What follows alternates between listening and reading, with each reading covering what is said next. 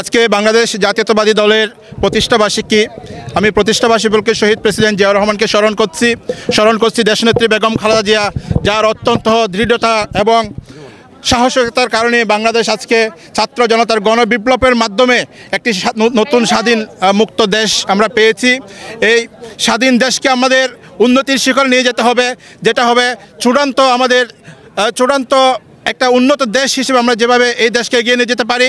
বাংলাদেশ জাতীয়তাবাদী দল সহ এই দেশের গণমানুষকে সবাইকে ঐক্যবদ্ধভাবে নিয়ে ইনশাল্লাহ আগামীতে বাংলাদেশ জাতীয়তাবাদী দল সরকার গঠন করবে। আমরা এই আশাবাদ ব্যক্ত করি।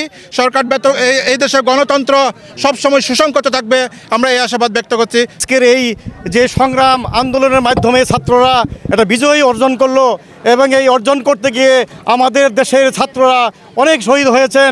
আজকের এই দিনে তাদেরকেও আমরা স্মরণ করছি এবং আমাদের নেতা তারেক রহমানের নির্দেশে তাদের বাড়ি বাড়ি গিয়ে আমরা খোঁজ খবর নিচ্ছি। এবং এই যে আজকের এই দিনে আমরা আজকে যে প্রতিষ্ঠাবার্ষিকীতে আমরা এসেছিলাম, আমরা সুদূর প্রবাস থেকে দুবাই থেকে আমরা এসেছি এই প্রতিষ্ঠাবার্ষিকী স্বাবলম্বন করার জন্য। আমার একটি ঘোষণা বলে আমি বক্তব্য রাখবো না বেশি। ইনশাল্লাহ তারা বহির্বিশ্বের বাংলাদেশে সবাই মিলে আমরা রেমিটেন্স পাঠিয়ে ফারাক্কা বাঁধের সামনে আরেকটা বাঁধ তৈরি করে সেই পানি দিয়ে মুদিরকে আমরা জবাব দিব ইনশাল্লাহ তারা।